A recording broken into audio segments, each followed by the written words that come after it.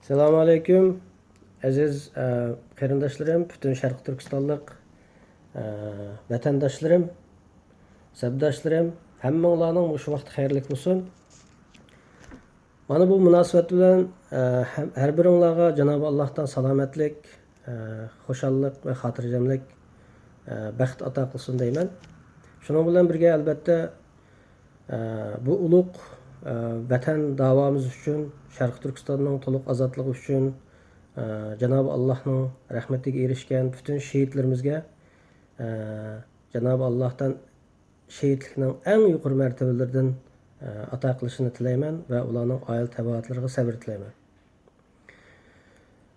Va bugunga qadar Sharq Turkistonning ozodlik, to'liq ozodligini asosi nishon qilgan va hayotining chiqish yo'li qilib yashab kelayotgan bütün qahramon Uyg'ur va bütün Türkiye qarindoshlarimiz uchun, Uyg'urlarimiz uchun, bütün Sharq Turkistonliklar uchun Alloh rozi bo'lsin deyman va bu haq davomizda Alloh taolo biz bilan birga bo'lsin deyman.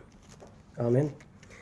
Bugun bu yerda sizlar bilan yuz ko'rishni to'g'ri ko'rganim va sizlarning huzuringizga chiqqanimning sababi bu bir necha vaqtning yog'i mening kallamni mashg'ul qilib ketayotgan bir qancha savol bor va shuni sizlar bilan ham fikr bo'lishni xohladim va sizlarning menga fikr berishinglarni va ba'zi mening savollarimning o'zimning kallamda oydinlashtirishim uchun menga bir yordamchi bo'lishinglarni tilayman. Ve vaqt ajratganlar uchun Alloh rozi bo'lsin deyman. Mening men tunugim Turkiyadan bir inimizdan telefon topshirib oldim. Bu inimizning telefonida menga berilgan savol shu: aka, bu yaqinning yog'i bu Turkiya hukumati bizning Uyg'urlarningki bu faoliyatlarimizni, Sharq Turkiston mustaqillik faoliyatlarimizni cheklash ehtimoli bor ekan. Sening uchun biz qanday qilsak bo'lar va mushtaq bir ehtimol bormidi degan savolni so'rab qoldi. Endi bu savolga men turib nima deb javob berishimni o'zim rostlasam bilmay qoldim. Chunki bu to'rbatlarni o'qisam Türkiye hükümeti anda qilgan bo'ldi, Türkiye hükümeti Uyg'urlarning faoliyatini cheklaydigan bo'ldi deb tuyuqsizlar bu Türk hükümetiga qarshilik bildirib maqolalar yozilyotdi va o'z fikrlarini berilyotdi bizning qarindoshlarimizdan. Albatta bu yerda har birimizning o'zimizning fikr berish erkinligimiz bor. Har birimizning o'zimizning o'ylaganlarini yozish huquqimiz, erkinligimiz bor. Lekin bu yerda masala bu Türk hükümeti bilan Xitoy hükümetininki ba'zi bir davlat manfaati to'g'riliq, davlat manfaati uchun Xitoy bilan hamkorlashishni kuchaytirish sababidan bu Uyg'urlarga eg'zoki yoki ba'zi matbuotlarda deyilib qolgan ba'zi bir ministrlarining yoki ba'zi davlat xodimlarining eg'zoki so'zlagan so'zlariga bunchalik ahamiyat berib, bu ishni bek g'avg'o holiga chiqarib, bizning yoshlarimizga bizning Uyg'ur davomizniki pozitiv bu davomizniki pozitiv holda ilib berilayotgan davoga ziyonkashlik bo'lib qilishini ansirayman, bu qilishdan ansirayman. Ba'zi masalalarda biz shuni o'zimiz aniq bilamizki, bizni ozod qiladigan Sharq Turkiston vatanimizning mustaqil bo'lishi ozodligi faqatla biz Uyg'urlarning o'zimizning mujodilasiga bog'liq ekanligini targ'ib qilishimiz kerak deb o'ylayman.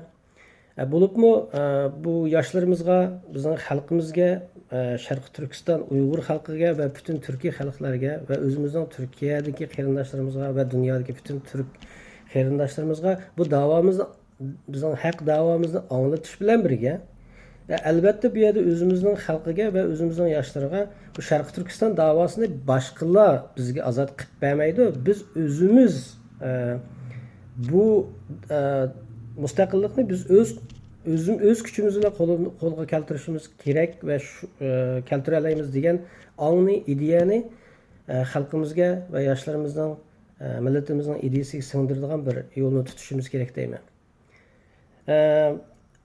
Yana bir masala bu yerda bizning Xitoydan hur dunyolarda yashab turibmi, Xitoy hukumatidan qo'rqib yashaydigan bir psixologiya ba'zi insonlarimiz bor.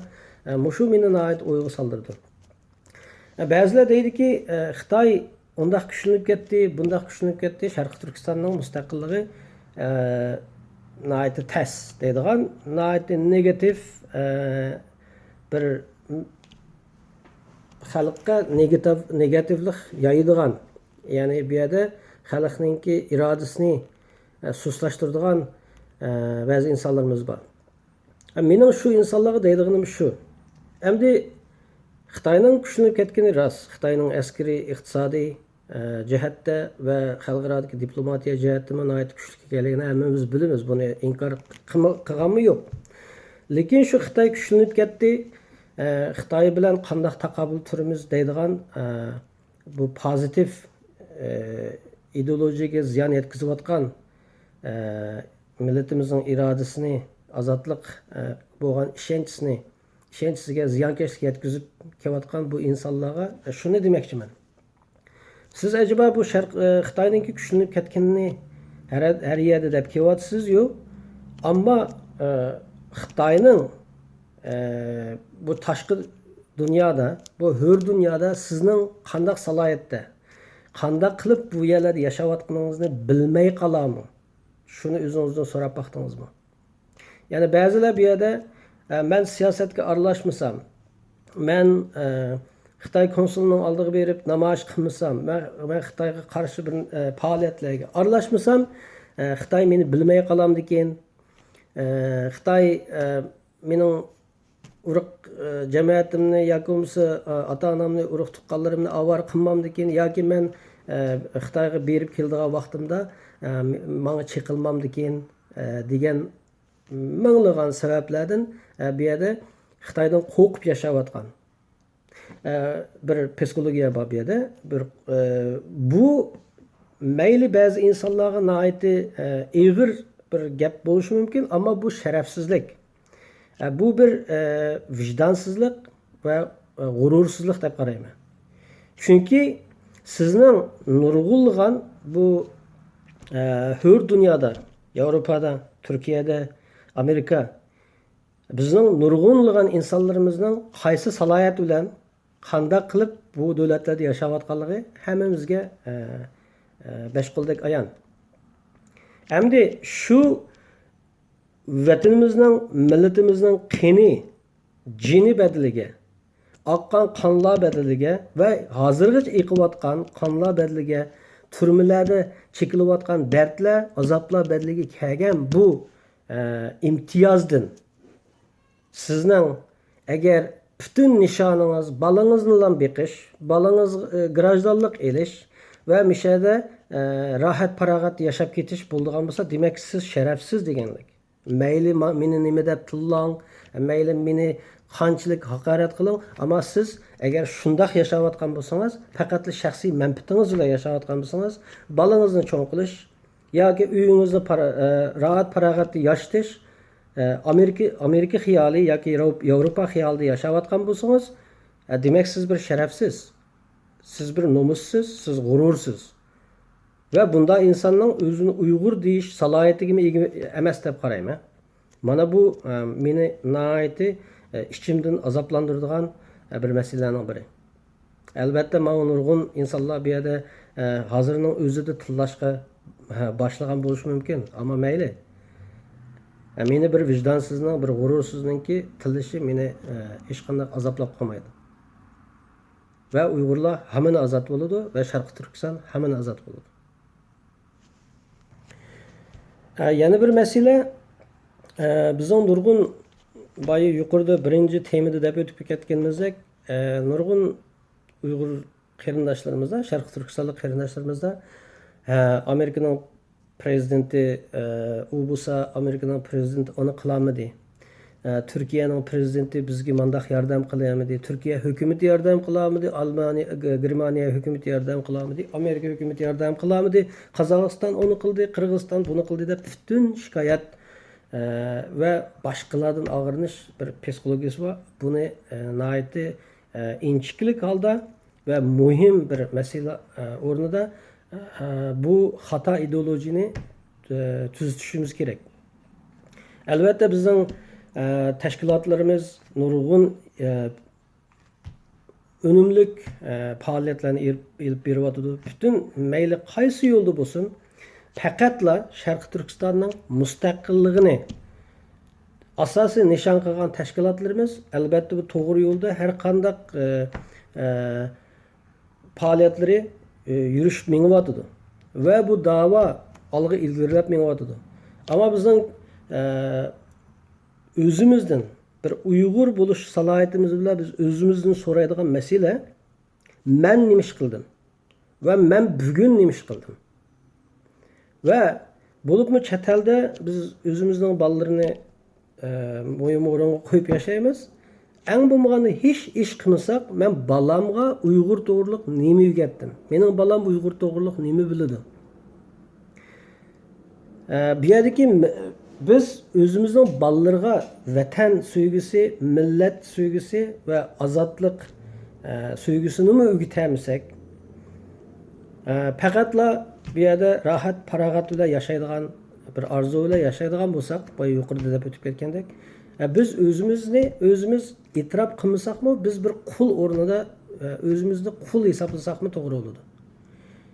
Agar bir yerde ma'lum maqsad bilan nima uchun bu vatanga, bu yaqin yashayotganligimizni ve bu yaqin yurtlarda sargardon bo'lib yashayotganligimizni asosiy nishonimizni bolalarımızın engiga, yoshlarımızın engiga singdiramasak, demak bu yerda biz boshqalarga qul bo'lib yashayapmiz degan gap. Hech qanday irodasiz, hech qanday nishonsiz, millatga foydasiz yashayotgan odamning quldan boshqa farqi yo'q. Shuning uchun bu yerda yoshlarimizga va bolalarımızga özüdün şu sualını soraydıgan ve biz çoğunluğa hazır özümüzden şu sualını her gün en bulmaganda ben bir haftada nima iş kıldım vatanım için muşu hafta en bulmaganda bir haftada bir faydalık iş kıldım mı degan sualını sorap baksak özümüzden vicdanımızga yüz keleyimiz deb qarayman. Eğer vicdanımızga yüz kelenmeydigan Yakumu mesela ben bu işler beni qiziqtirmaydi.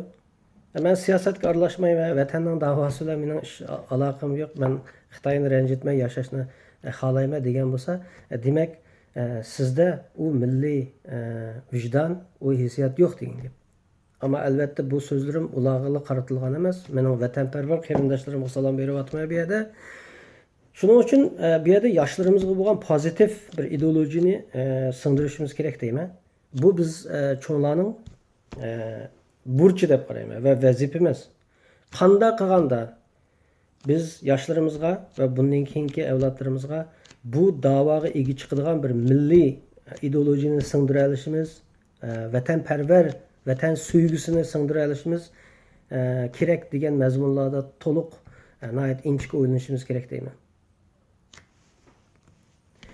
Meni o'yga silayotgan yana bir masala, biz chet ellarda Uyg'ur da'vosi qilyapmiz, Sharq Turkistonning mustaqilligini da'vosini qilyapmiz. Bo'pti Xitoyda besim bor dedi. Xitoyning ishg'oli ostida biz milliy ma'rifni yo'l xitoylashtirib etdi, Xitoycha ma'rifni amalga oshiryapti deb shikoyat qilaylik. Lekin chet ellarda to'g'ri bu yerda biz Uyg'urcha sinflarni ichayotimiz, Uyg'urcha ma'rifni yo'lga qo'yyapmiz, Uyg'ur tilimizni bolalarimizni o'rgatishga tirishyapmiz. Ammo eng meni o'yga soladigan va meni azoblaydigan masaladan biri, ikki Uyg'ur, 3-4 Uyg'ur bir yerga kelgan chog'da Hansucha, Xitoycha atalg'ularni qo'shib gapirish. Meni eng azoblagan narsa, siz balangizga Uyg'urcha o'rgatma deb avor bo'lishning oldida siz oldi bilan o'zingiz Uyg'urchaga qiling. Balalaringizga ulgu bo'ling oldi bilan. Balalaringizning inglizcha o'rganib ketishidan yoki uyg'urchani o'rganolmay qilishdan qo'rqishning oldida siz oldi bilan o'zingizdagi xitoychani yo'qotib to'liq uyg'urcha qila oladigan bo'ling. Bu yerda o'zining tilini botirib u tilni gapirmay boshqa tilni gapirib bo'libmi bizning dushmanimizning va mishada yashashga sizga bu imtiyozlarni berishga sabab bo'lgan shu ulug' uyg'ur millatining shu Sharq Turkiston ulug' vatanning nomi bilan mushu imtiyozlarga kelib non tepib mishada yashayotgan shu bolalaringizni rohat farog'atda yashayotgan bo'lgan bo'lsangiz eng bo'lmaganda bir vijdoningizdan so'rab beqing oldi bilan xitoycha gapirmang ikki uyg'ur bir yerga kelganda.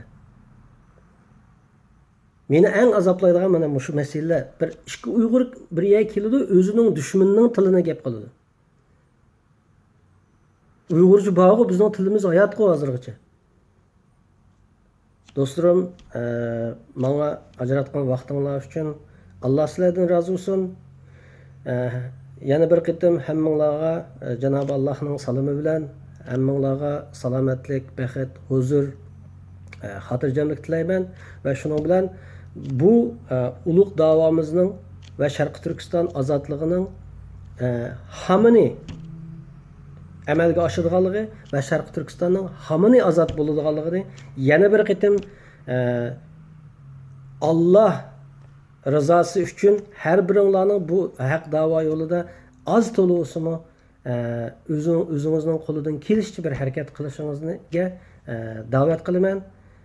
Alloh rozi bo'lsin. Vaqt ajratganinglar uchun rahmat. Shu fursatlardan foydalanib shunday ancha-muncha ko'rishib turaylik. Oxirida deydiganim bu temaning beshida deb o'tib ketganimdek men bu yerda ba'zi shaxslarga yoki tashkilotlarga yoki bo'lmasa ba'zi oilalarga qarata hech qanday o'ylagan fikrim yo'q bu yerda. Bu yerda buni xato tushunmay butun mening deganlarimni to'g'ri tarafdan tushunishinglarni va shaxsiy bir dushmanlik yoki bir tashkilotlarga bo'lgan qarshilik degan ma'noda tushunib olmasliginglarni umid qilaman. Faqat hammamizning umidi Sharq Turkistonning to'liq ozodligi va Uyg'ur xalqimizning mustaqilligi va hamma mustaqil bo'ladigan vatanimizning da'vosi bu. Yana bir qitim hammanglarning shu vaqtda xayrli bo'lsin.